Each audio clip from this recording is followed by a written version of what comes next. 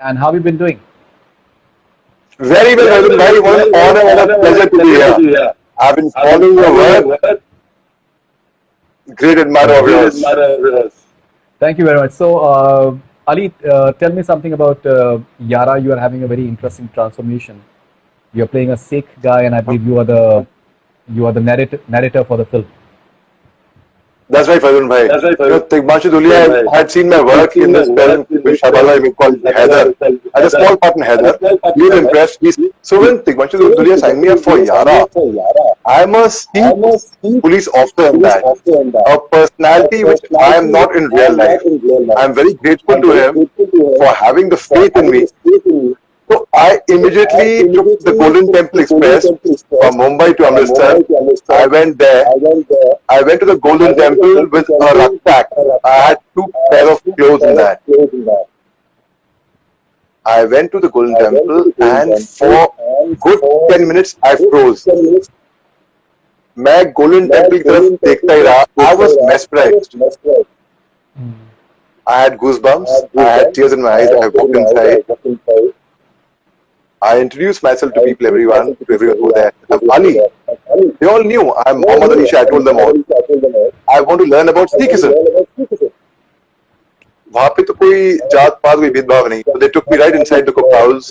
वहाँ पे एक कोने में मैंने अच्छे से फर्श साफ करा, झाड़ू लगाई, थोड़ा पोछा लगाया, kept my bag over there, चादर बिछाई, and washed my hands and my face, and I got on to work. वहाँ पे मैंने 1 महीने से ऊपर रह के वहाँ पे सेवा करी. वहाँ पे झाड़ू पोछा, गंदे बर्तन उठाना, उनको धोना, खाना परोसना, I mean चूल्हे के अंदर लकड़ी डालना, cutting the onions. I did all that over there. I started growing my hair and my beard, and I realized that I have begun to change as a person. मेरे अंदर बहुत तब्दीली आने लगी, बहुत बदलाव आने लग गया. And the best thing that happened to me, Farid bhai, I quit smoking. Sardar Sikhs don't smoke. I used to be a chain smoker. I quit smoking completely, not just for the role, but because I wanted to grow as a person. मेरे को सीखना था और अपनी knowledge बढ़ाने में, क्योंकि ये विद्या एक ऐसा धन है जो कोई कभी किसी से चुरा नहीं सकता. जितना बांटोगे उतना बढ़ेगा. Absolutely. Once you had the entire Golden Temple experience, I'm sure that must have been like really amazing. Then how was the entire shooting experience for you? Because I believe you are the narrator of the film. And that's right. Absolutely. Right. So how was the shooting experience like? Where all did you shoot? We shot in Bhopal, in Pune, Delhi, Mumbai. Basically, it was shot all over India and it was shot abroad as well. But my parts were in these cities. And it was an amazing experience. The team which we had, the team was the perfect energies, perfect synergy. I mean, Tigmanshu Dhulia is a brilliant filmmaker. He gets into detailing and he explains every shot in detail to everyone. And because he's a brilliant actor himself and a trained actor from the National School of Drama, he understands the psychology of an actor very well. कभी भी किसी actor को set पे nervous नहीं करता है. अच्छे समझाएंगे. Now we have Vidyut Jamwal, Amit Saad, Shruti Hassan, Vijay Verma, Sanjay Mishra, Ken Desai, Ankur Vikal, Shaurya Khare, Shreya Narayan. We have all actors in this. सब artists हैं. और वही मेरी चाह थी. I wanted to be known as a master craftsman of my trade. I wanted to know as an artist, to be known कि लोग artist के तौर पे जाने, as an actor जाने, as a craftsman जाने. कभी मैं सपना देखा नहीं हीरो बनने का या स्टार बनने का. I wish वो सपना भी देख लेता. मुझे कोई I don't think against that. Ali, I'm sure you must be very grateful to Tigmanshu for giving you this chance, because I believe you're playing the narrator and you'll be there right through the film, from what I understand. Very much, bhai, very much. And it goes in flashback. और जब मैं दाढ़ी और केश उगाए, मैं श्री गुरु ग्रंथ साहब जी पढ़ी, हाथ में कड़ा डाला, केश, कंगन, I mean, I did everything possible. I spoke to IPS officers and the other actors. They were Amit Saad, for example. He had to put on weight, shed weight. Everyone, Vidyut, who has such an amazing physique, had to stop working out. Ali, tell me something about your uncle Nasiruddin Shah Saab. I have grown up watching him on screen, on stage. In 1996, I did my first play with him, Kane Mutiny Court Martial, which is, I've done theatre with him, which is based on Herman Wouk's novel. And about 2 years back, I shot a film with him, The Tashkent Files by Vivek Agnihotri. Now, my scene was edited from there, but it was released later on by Vivek Agnihotri on YouTube. So he's an institution in himself. उनको देख के ही सीखने को मिलता है. He is a great man, where he is generous to a fault, and I am very fortunate and lucky and privileged to be born in that family. But that does not mean that I am born with a silver spoon in my mouth. Not at all. Tell me, what have been your favorite performances of Nasir Saab? Oh, I loved him in Masoom. I loved him in Mirza Ghalib. I loved him in Sparsh. I mean, everything that he does, पूरी जान लगा के करते हैं. और जब मैंने देखा कि वो पूरी जान लगा के करते हैं, वही चीज मैं भी सीखी. अब क्योंकि मैं थिएटर बैकग्राउंड से आता हूँ, hardcore theatre background, from a very hardcore theatre family as well, I wanted to be, that is what I learned. An actor should not be concerned about how he looks. Like he told me once in childhood, I remember, he made me watch Othello. He also made me watch Hamlet at that time. Right. So, Ali, tell me something more about Nasir Saab. Because you said that Sparsh, Mirza Ghalib, they have been few of his milestone performances as far as that what you personally feel about. Have you read his autobiography? Yes, I read the manuscript before the release as well, and then one day. And the second chapter in that, the boy from Sardhana, that's dedicated to my father. He grew up, he did his class nursery from there, from the small village, before he went to a Christian missionary school. And now Nasir Saab was always interested in dramatics, right, from his school days. But he wasn't allowed to participate in dramatics because he was not good in studies at that time. Same story as me. So I could connect with him very well over there. I was very influenced by an uncle like that. और जब मैंने निर्णय लिया, जब मैंने फैसला किया था कि मेरे को बड़े होकर एक्टर बनना है, I was barely 5 years old. Talking about the autobiography of Nasir Saab, what I personally, I've spoken to him about it as well, and what I personally like about the fact is that what happens generally is that when any author writes an autobiography or any book whatsoever, then there are editors who later touch up the manuscript, in terms of the language and a lot of other things.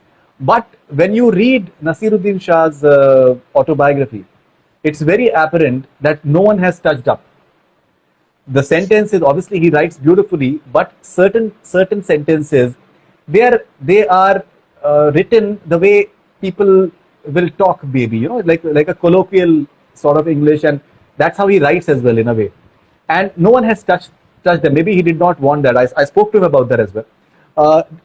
How do you find that fascinating to just retain the script that he himself wrote and not letting anyone touch it up? Absolutely, Fadil bhai. I love the honesty and the truthfulness जिस तरीके से उन्होंने बयां करी है अपनी autobiography. बहुत ही सच्चाई से, ईमानदारी से लिखी गई है. And autobiographies are meant to be a very honest way of telling the whole world about your life. And the whole world, not just in India, internationally has been intrigued by such a great actor's life. And when I moved to Bombay, I didn't think he was my chacha. I would call him Nasir Saab. When I worked with him, I maintained that distance, not of an uncle or of a nephew, but a senior actor and a junior actor. I mean, he is an institution himself. You have interacted with him, and he is a pass out of your Aligarh Muslim University, AMU. वहां पे उनकी उर्दू साफ हो गई, क्योंकि वहां पे उनकी उर्दू साफ हो गई तो वो मिर्जा गालिब का खिताब अच्छे से अदा कर पाए. He owes that all to AMU, NSD, FTI. और यही खास वजह से जब मैं ग्रेजुएशन करने गया, I went to Pune. Why to Pune? Because FTI was there, Film and Television Institute of India, and also the NDA was there. My father is an alumni of NDA, और मेरे NDA की entrance test में ना मैं fail हो गया था entrance test में. I couldn't clear the entrance test for NDA. And जो होता है अच्छे के लिए होता है. I could not get through the NSD, the National School of Drama, twice, 2001 and 2002, where he is an alumni of. But today I am a visiting faculty at Subhash Ghai's Whistling Woods International.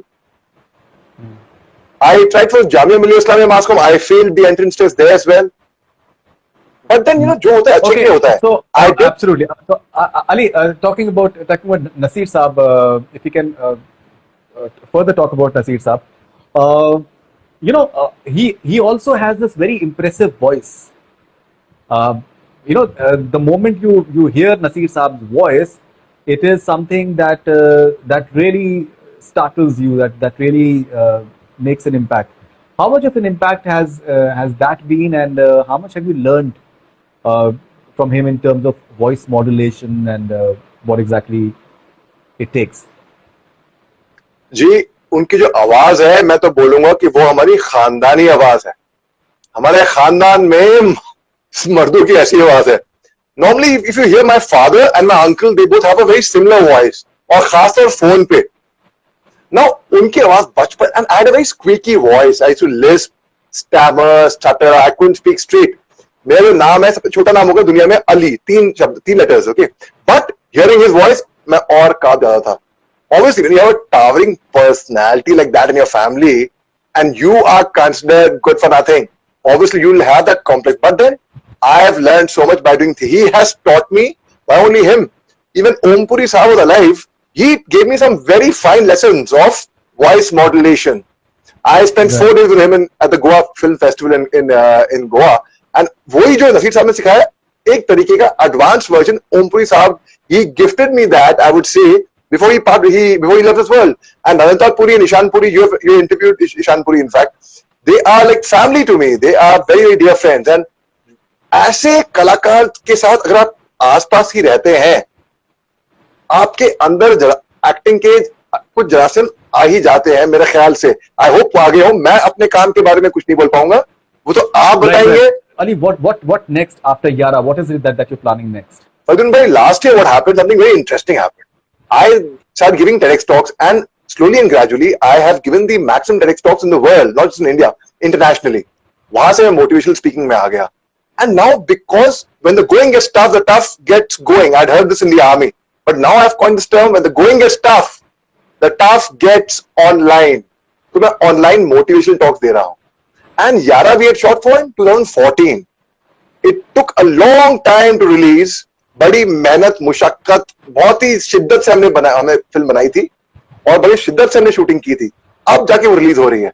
Now, in the interim period, my career as a motivational speaker took off. So I have been giving back-to-back webinars.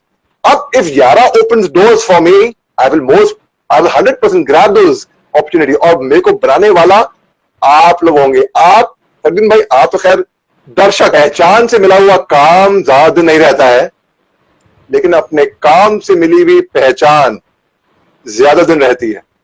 तो जो भी काम मेरे को मिला छोटा मोटा, वो अपनी मेहनत से ऑडिशन दिए, स्ट्रगल किया. आप लोग मेरा काम देख के बताएंगे कि मैं इंडस्ट्री में या एक्टिंग करने का हकदार हूं कि नहीं हूं. And what ever your decision is. Definitely. No, Ali, I'm sure that Yara will be appreciated by a lot of people, and looking forward to Yara and all that you'll be doing very soon. So all the best wishes, and lovely talking to you. And take care. Thank you, Fazil bhai. Thank you very much. Shukriya बहुत बहुत for having me over. Thank you very much.